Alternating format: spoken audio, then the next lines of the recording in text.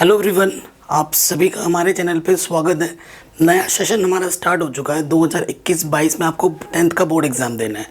तो प्रिपरेशन अगर अभी से स्ट्रांग नहीं करोगे तो बाद में हमारे सामने बहुत बड़ी दिक्कतें आ जाती हैं। ठीक है, मैं आपके सामने कोई प्रॉपर एक टाइम टेबल नहीं बनाऊंगा कि आप इतने बजे उठो, इतने बजे पढ़ो, इतने बजे सो जाओ, है ना। ये सब नहीं, मैं आपको कैसे पढ़ना है, क्योंकि ये सब स्टार्टिंग में बेकार है। क्यों? क्योंकि पता है आपको लॉकडाउन, स्कूल कॉलेजेस बंद है। तो देखो, जो चीज़ें मैं बोल रहा हूँ ना, आपकी अगर डेली क्लासेस होती हैं ऑनलाइन, उनको अटेंड करो, कोई दिक्कत नहीं है। उसके बाद कैसे आपको अपने सब्जेक्ट्स वाइज कैसे आपको चीज़ों को स्ट्रेटेजी बनानी है, किस तरीके से फॉलो करना है, किस तरीके से चीज़ों को इम्प्लीमेंट करना है पर सब्जेक्ट वाइज, वो मैं आपके साथ शेयर करूँगा। और वो बहुत ज़्यादा इंपॉर्टेंट है, क्योंकि अब देखो, अभी शुरू से अगर हम थोड़ा थोड़ा भी पढ़ाई करेंगे ना, तो हमारी पढ़ाई अच्छी होगी। अगर हम सोचा रहे एग्ज़ाम तो बहुत देर है, अब तो कितने महीने हैं, अभी तो स्कूल भी नहीं खुले हैं, अब तो पढ़ लेंगे, ऐसा करोगे ना बेटा, तो आप अपने पैर पे कुल्हाड़ी खुद मार रहे हो। और बाद में आपको इस चीज़ का रिग्रेट होगा, इस चीज़ के लिए पछतावा होगा, है ना। वो एक कहावत नहीं है, अब क्या करे जब चिड़िया चुग गई खेत। तो ये चीज़ नहीं होना चाहिए। सबसे बड़ा जो दुख होता है ना, वो होता है इंसान का रिग्रेट, पछतावा। पछतावा नहीं होना चाहिए हमें किसी भी चीज़ के। उस चीज़ को दूर करने के लिए हमें अभी से तैयारी करनी होगी। ठीक है, कैसे करनी है वो मैं आपके साथ शेयर करूँगा। ठीक है, वैसे अगर क्लास 10th में देखा जाए, 3 मोड होते हैं। ठीक है, 3 मोड मैंने बना दिए। एक सब्जेक्ट वाइज आपके जो सब्जेक्ट्स होते हैं ना, 3 मोड है, एक इजी, एक मीडियम, एक टफ। ठीक है, हालांकि कुछ टफ, कुछ इजी, कुछ मीडियम, कुछ नहीं होता। पढ़ने वाले बच्चों के लिए सारे सब्जेक्ट एक जैसे, एक बराबर होते हैं, फिर भी मैंने बना दिया है। ठीक है, अब आपको कैसे पढ़ना है, आप सुबह बच्चा कोशिश करो कि थोड़ा जल्दी उठ जाओ। जल्दी बोले तो 6 बजे तक तो उठ ही जाओ। 6 बजे तो, आज तो 5 बजे सुबह हो जाती है, एकदम धूप निकल जाती है। ठीक है, आप अपनी प्रॉपर अपना ख्याल भी रखो, थोड़ा मेडिटेशन भी करना ज़रूरी है इस कोविड के टाइम पे। ठीक है, अपना हेल्थ का ध्यान रखो। प्रॉपर डाइट आपके लिए बहुत ज़्यादा ज़रूरी है। अच्छे स्वास्थ्य में अच्छे मस्तिष्क का निर्माण होता है। ठीक है, ये बड़े बड़े विद्वान कह के गए। तो आपने हेल्थ का भी ध्यान रखना है। तो इजी में मैंने सब्जेक्ट्स रखे हैं, कौन कौन से मैंने सब्जेक्ट्स रखे हैं, हिंदी, इंग्लिश। इजी में हो सकता है किसी के पास संस्कृत हो, किसी के पास कंप्यूटर हो, वो अपने हिसाब से देख सकता है। उसके बाद मीडियम में मैंने एक ही सब्जेक्ट को रखा है, सामाजिक विज्ञान, एसएसटी। ठीक है, एसएसटी को रखा है हमने। और टफ में मैंने क्या रखा है, मैथ और साइंस को। ठीक है ना। सबसे ज़्यादा बच्चे मैथ और साइंस को ही ज़्यादा प्रेफरेंस देते हैं। अब चीज़ों को कैसे करना है, कैसे स्ट्रेटजी हमें बनानी है। ठीक है, प्रॉपर जो आपको किस टाइम से उठ के पढ़ना है, किस टाइम पे क्या करना है ना, उसका अभी टाइम प्रॉपर नहीं आया है। क्योंकि वो मैं दे भी दूंगा तो कोई फ़ायदा नहीं है अभी इस टाइम पे। वो चीज़ आज से 3 महीने बाद मैं आपको बना के दूंगा, एक प्रॉपर टाइम टेबल। अभी फ़िलहाल जो मैं आपके साथ बोल रहा हूँ, इसको इस 3 महीनों में फॉलो करना है। ठीक है, आपको बहुत बेहतर रिजल्ट मिलेगा, यकीन मानो। ठीक है, चलिए सबसे पहले देखो, मैं इजी कैटेगरी में रखा है मैंने हिंदी और इंग्लिश को। देखो, हर एक सब्जेक्ट, मैं हर बार बोलता हूँ, हर एक सब्जेक्ट इक्वल नंबर कैरी करता है। आप मैथ्स पढ़ रहे हो तो मैथ्स 200 मार्क्स का नहीं आएगा। अगर आप एसएसटी पढ़ रहे हो तो वो 50 मार्क्स का नहीं आएगा। हिंदी पढ़ रहे हो तो वो 10 मार्क्स का नहीं आएगा। हर एक सब्जेक्ट 100 मार्क्स कैरी करता है, और हर एक सब्जेक्ट आपके लिए इम्पोर्टेंट है। हर सब्जेक्ट्स को मिला के नंबर को आपका परसेंटेज बनता है। अगर आप सोच रहे हो मुझे 95%, 98% या फिर पूरा नंबर लाना है, ठीक है, टारगेट जितना बड़ा रखोगे, जितना दूर का निशाना रखोगे ना, उतना तीर आगे जाता है। यही सोचोगे मुझे 60 लाना है तो 50 पे आगे रुक जाओगे। ठीक है ना, बड़ा सोचो हमेशा। ठीक है, तो हर सब्जेक्ट को आपको इक्वली इंपॉर्टेंस देना है। ठीक है, क्योंकि हिंदी और इंग्लिश आपके परसेंटेज को इंक्रीज़ करते हैं, बढ़ाते हैं। ठीक है, अगर किसी में अगर सपोज के उनमें थोड़े कम नंबर आ गए तो ये आपको इंक्रीज़ कर देते हैं। बट स्टूडेंट्स क्या करते हैं, ईजी सब्जेक्ट्स होने के लिए इन सब्जेक्ट्स को इग्नोर कर देते हैं, और फिर बाद में उनको उसके नंबर पूरे नहीं मिल पाते हैं। एटलीस्ट इसमें आपको टारगेट करना है कि 100 में से 100 आ जाए, या फिर 95 प्लस तो आना ही चाहिए। कैसे, अभी पहले सब्जेक्ट की बात हम करेंगे। देखो, पहले को टारगेट कर रहे हैं, हमारा क्या है, ईजी। ठीक है, ईजी में हमने क्या बोला कि सर इंग्लिश है और हमारा क्या है, हिंदी है। ये 2 सब्जेक्ट्स हैं। तो मैं क्या कह रहा हूँ ना, अभी से इंग्लिश को हाफ 30 मिनट्स डेली पढ़ो, और हिंदी को ज़्यादा नहीं, 15 मिनट्स डेली, इतना तो दे ही सकते हो पूरे दिन में। पूरे दिन में हिंदी 15 मिनट पढ़ो, इंग्लिश 30 मिनट पढ़ो। कैसे पढ़ना है? जैसे हिंदी का पहला चैप्टर निकाल दिया, उसकी स्टोरी अच्छे से समझ। हिंदी में वही चीज़ मैंने आज स्टोरी पढ़ ली, कल मैंने ग्रामर पढ़ लिया, राइटिंग सेक्शन पर एक ऐसे लिख लिया, एक लेटर लिख लिया, हिंदी में भी ऐसे ही काम इंग्लिश में भी करना है। एक चैप्टर पढ़ लिया, एक पोएम पढ़ लिया एक दिन, ठीक है, पूरा पूरा पढ़ लिया, और एक दिन ग्रामर पढ़ लिया, एक दिन राइटिंग पोर्शन देख लिया। ऐसे करके आपको टाइम देना है आपके सिलेबस के अकॉर्डिंग।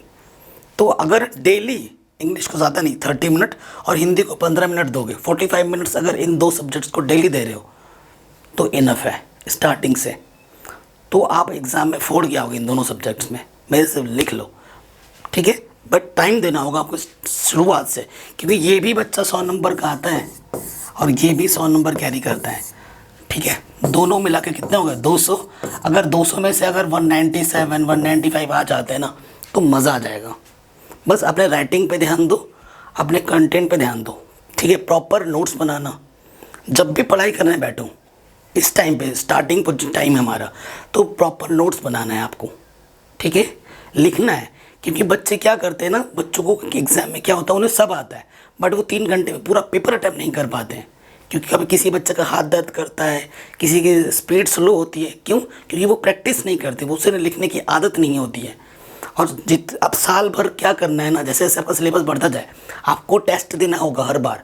टेस्ट देने से क्या होता है, खुद की कमी का पता चलता है, खुद का इम्प्रूवमेंट होता है, क्या गलतियाँ हमसे हो रही है वो हमें पता चलता है। तो टेस्ट हमेशा देना, ये नहीं कि आज हमारा टेस्ट होगा, आज मैं कोचिंग नहीं जाऊँगा, आज मैं स्कूल नहीं जाऊँगा, आज तो पढ़ाई नहीं करनी, आज तो टेस्ट है, ऐसा कभी नहीं सोचना। हर बार टेस्ट देना है, ठीक है। इजी की बात होगी। अब हम बात करेंगे मीडियम वाले सब्जेक्ट्स की बात, ठीक है। मीडियम, इस सब्जेक्ट्स की हम बात करेंगे जिसमें मैंने एक ही सब्जेक्ट को रखा है, वो है एसएसटी। वो क्या है? एसएसटी, सामाजिक विज्ञान। सामाजिक विज्ञान कैसे पढ़ना है आपको? सामाजिक विज्ञान पढ़ना है एनसीईआरटी, आई थिंक 5 किताबें होंगी, हर एक लाइन बाय लाइन पढ़ो। जब जब आप एक पेज पढ़ रहे हो एक लाइन से, हर लाइन में आपको एक टॉपिक मिलेगा, ठीक है। मतलब मेन एक टॉपिक होता है, उस टॉपिक का नोट बनाओ, नोट बनाना। और जो पैराग्राफ आप पढ़ रहे हो उस पैराग्राफ के नोट्स बनाओ। पूरा पूरा पैराग्राफ लिखने की ज़रूरत नहीं है। और कोशिश करो जो छोटे छोटे आपने सब टॉपिक्स बनाए मेन टॉपिक्स के, उन सब टॉपिक्स को थ्रू आप चीज़ों को पूरा एलिब्रेट कर पाओ, पूरा एक्सप्लेन कर पाओ। ये सबसे मस्त ट्रिक होता है। कभी कौन से किसने क्या किया, कौन से सन में क्या हुआ, वो डेट लिख दो, ठीक है, अच्छे से। और एक प्रॉपर नोट्स बनाओ, ठीक है। खुद के नोट्स, किताबों से देख के नहीं, मतलब जो रेफरेंस बुक होती है गाइड उसे देख के नहीं, खुद के द्वारा। एक बार पूरी एनसीईआरटी से जब ऐसे करके पढ़ लोगे, जैसे एक चैप्टर पूरा पढ़ लिया, क्या करना है आपको? एम रखना है। एम क्या रखना है कि आज मेरे को ये चैप्टर ना मेरे को 3 दिन में ख़त्म करना है। एसएसटी में मुझे ये चैप्टर 3 दिन में ख़त्म करना है, मुझे चैप्टर पूरा पढ़ना है। मुझे इस चैप्टर को पढ़ने के बाद मेरे को खुद के नोट्स बनाने हैं 1-1.5 पेज में, ठीक है। टॉपिक होगा मेन, उसके सब टॉपिक होंगे, उसका नोट्स बना लिया, पूरा पढ़ लिया।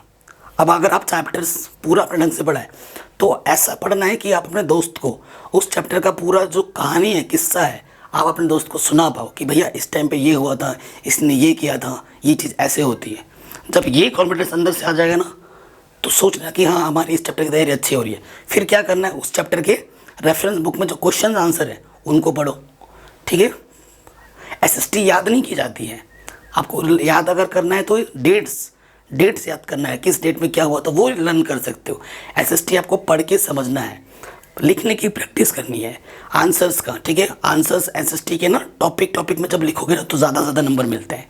एक पैरा में सारा भर दोगे, मज़ा नहीं आएगा एग्जामिनर को, ठीक है। आंसर्स को कोशिश करना टॉपिक्स में डिवाइड करो, पैरा बना के लिखो छोटे छोटे, उसका कोट्स बना के लिखो, तो आंसर्स मिलते हैं, तो आंसर्स के सही नंबर मिलते हैं, ठीक है। पहले आपने एनसीईआरटी पढ़ी, उसके बाद आपने क्वेश्चन का आंसर पढ़ लिया। फिर क्या करना है ना, हर सब्जेक्ट्स के आपके पास क्वेश्चन बैंक होना चाहिए। क्वेश्चन बैंक क्या होता है? प्रीवियस क्वेश्चन चैप्टर वाइज, पिछले 10-15 साल के। फिर उस चैप्टर पे पूछे गए जितने भी प्रीवियस के क्वेश्चन है ना वो कर लो।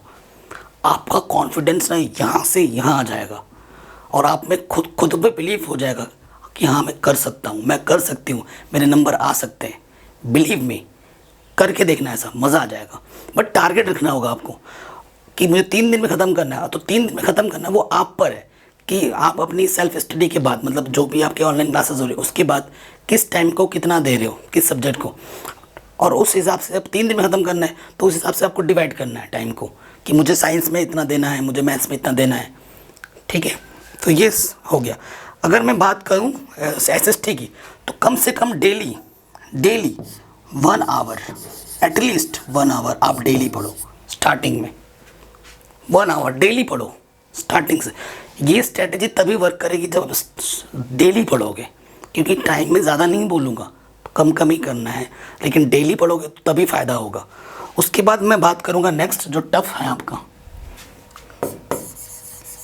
और हाँ उसके बाद रिवीजन है। हर चीज़ का रिवीजन कैसे करना वो भी बताऊँगा। टफ़ में मैंने ले लिया मैथ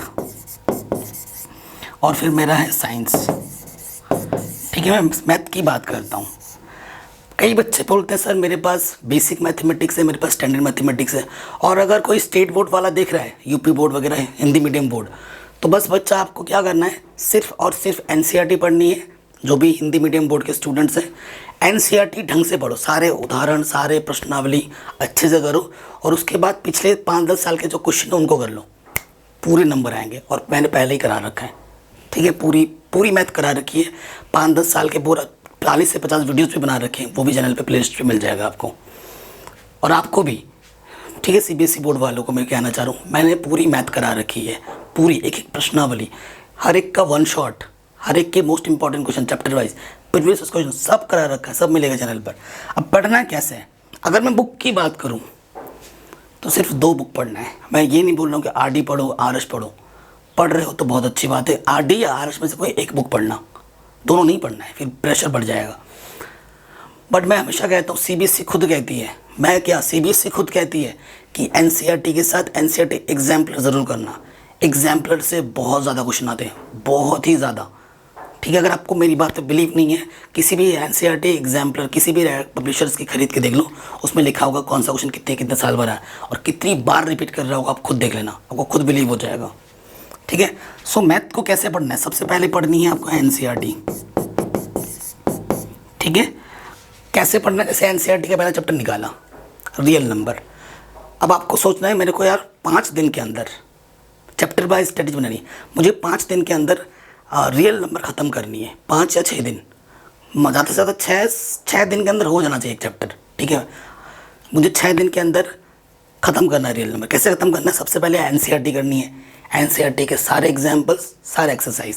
ठीक है, NCERT कर ली। NCERT जस्ट करने के बाद आप क्या कर सकते हो, उसके साथ तुरंत प्रीवियस क्वेश्चंस कर लो NCERT के जस्ट बाद। ठीक है, उसके प्रीवियस क्वेश्चंस कर लिए। अगर आपके पास RD या RS या फिर एग्जाम्पलर, तीनों में से कोई एक उठाना, तीनों में से कोई एक ही बुक पढ़नी है आपको। सारा पढ़ोगे तो आप पे प्रेशर बनेगा, आप बेवकूफ़ी करोगे। मैं हमेशा बोलता हूँ 100 किताबों को 100 बार पढ़ने से अच्छा एक किताब को 100 बार पढ़ो। ये बहुत फेमस लाइन है, बड़े बड़े विद्वान बोलते हैं, बड़े बड़े IAS PCS ऑफिसर्स बोलते हैं, उनका सक्सेस मंत्र है। एक किताब को 100 बार पढ़ोगे, हर एक किताब ऐसे अच्छी होती है, बट पढ़ने का नज़रिया होना चाहिए। ठीक है, तो सबसे बेस्ट बुक तो यही है, एग्जाम्पलर। ठीक है, अब ऐसे पढ़ना है, चैप्टर 1 पढ़ लिया, 5-6 दिन में ख़त्म किया NCERT। ठीक है, खुद के नोट्स भी बनाते रहना है, मैंने सारा करा रखा है, कुछ भी देखना है ऐसे सर्च कर लेना, क्लास 10th जो भी एक्सरसाइज लिखना है, जो भी चैप्टर का नाम लिखोगे बाई मैथमेटिक्स एनालिसिस, आपको वीडियो टॉप पे मिलेगी, आराम से हो जाएगा। ठीक है, ये चैप्टर जब निपट जाए तो अपने पेरेंट्स को बोलो या अपने टीचर को बोलो, ये ठीक है, खुद से एक टेस्ट दो उस चैप्टर का, और जैसे जैसे चैप्टर होता जाए नेक्स्ट चैप्टर में पहुंचने से पहले रिवीजन ज़रूर करो। ठीक है, खुद को टेस्ट करो कि मुझे कितना आया। टेस्ट बहुत ज़रूरी है, टेस्ट योरसेल्फ, टेस्ट देते रहना, तभी अपनी कमी को आप जान पाओगे, उन कमी को आप सुधार पाओगे। और मैं भी आपका टेस्ट अब लेता रहूँगा और आपके लिए टेस्ट सीरीज़ भी लेके आऊँगा फ्री में बहुत जल्द। तो ये तो बात रही साइंस की, और सॉरी मैथ की। अब हम बात करेंगे साइंस की। ठीक है, साइंस के लिए तो NCERT है, कैसे पढ़नी मैं बताऊंगा। उसके साथ साथ एक रेफरेंस बुक भी आपको पढ़नी ज़रूरी है, और उसके साथ साथ आपको क्वेश्चन बैंक करना ज़रूरी है, यानी कि previous question chapter wise. NCERT के साथ साथ आप ले सकते हैं S चांद पब्लिकेशन की बुक, बहुत ही शानदार। मुझे किसी के लिए कोई पैसे वैसे नहीं मिले हैं, मैं अपनी तरफ से आपको अपने भाई बहनों की तरह मानता हूँ, तो आपको एक सजेशन दे रहा हूँ बड़े भाई की तरह। एनसीईआरटी पढ़नी है लाइन बाय लाइन, क्योंकि सीबीएसई जो होता है ना एक्सपेरिमेंट पे भी क्वेश्चन पूछ देता है। आपको हर एक लाइन पढ़नी है, ठीक है। कोशिश करनी है कि एक चैप्टर को आप 8 दिन में 9 दिन में पूरा ख़त्म करें। कैसे करना है, और इनमें ये तीनों बुक्स पढ़नी है कैसे। पहले एनसीईआरटी पढ़ोगे लाइन बाय लाइन, चीज़ों को समझते हुए, ठीक है, समझते हुए पढ़ोगे। और यूट्यूब में तो बहुत ही बढ़िया बढ़िया चैनल है, उनको पढ़ो, ठीक है। पढ़ने के बाद आप अपने नोट्स बनाओ, ठीक है। यूट्यूब में भी कई सारे टीचर्स नोट्स प्रोवाइड करते हैं, मैं भी करवाता हूँ, आप ले सकते हैं। तो खुद के नोट्स बनाने बहुत ज़रूरी हैं, किसी का कॉपी करना अच्छा नहीं होता। खुद के नोट्स बनाओ, ठीक है, और लाइन बाय लाइन को चीज़ों को समझो। उसके बाद जो एनसीईआरटी के बॉक्स के अंदर क्वेश्चंस आते हैं उनको करो, एक्सरसाइज के क्वेश्चंस को करो। उसके बाद एनसीईआरटी ख़त्म करने के बाद आप शिफ्ट करोगे एस चांद में, आपको जल्दी जल्दी समझ में आएगा, ठीक है। चैप्टर एस चांद को पढ़ो। उसके बाद आपको प्रीवियस क्वेश्चंस करना है उसी चैप्टर के क्वेश्चन बैंक में ना, मतलब सीबीएसई ने जो क्वेश्चन पूछा है पिछले 10-15 सालों में, जब आप कर लोगे मज़ा आ जाएगा, मज़ा आ जाएगा एकदम, यकीन मानो। आप सोचोगे यार अरे ये तो क्या है यार, मैं तो मुझे आता है। और जो नॉलेज आपको मिल रहा है ना वो शेयर करो, शेयर करने से प्यार बढ़ता है, नॉलेज बढ़ता है। अपने दोस्तों को बताओ, जितना शेयर करोगे आपका नॉलेज, आपका कॉन्सेप्ट और निखर के आएगा, बिलीव मी, ठीक है। इस तरीके से करते रहना है आपको पढ़ाई, और रिवीजन करते रहना प्रॉपर। एक चैप्टर खत्म के दूसरे में जैसे गए, पहले का रिवीजन, दूसरे से तीसरे में गए, पहले 2 की रिवीजन, ठीक है। इस तरीके से आपको टाइम मैनेजमेंट करना है। अगर मैं मैथ की बात करूं तो पर डे, कम से कम पर डे आपको 2 घंटे देने हैं प्रैक्टिस में, ठीक है। जो भी क्लासेस होती है उसके बाद पर डे 2 घंटे आपको मैथ्स को देना है पर डे। और साइंस को भी आपको कम से कम डेली 2 घंटा देना है, डेली कम से कम 2 घंटा स्टार्टिंग से देना पड़ेगा। इतना पढ़ोगे ना, स्टार्टिंग से पढ़ते रहोगे, मज़ा आ जाएगा। अगर वीडियो अच्छी लगी तो हर जगह शेयर करें, चैनल पर नहीं हो तो सब्सक्राइब करें, और वीडियो लिस्ट प्लेलिस्ट को ज़रूर चेक करें, लिंक भी मैं डाल दूँगा कुछ इंपॉर्टेंट डिस्क्रिप्शन में। अपना ख्याल रखें, नेक्स्ट वीडियो में मिलते हैं। जय हिंद।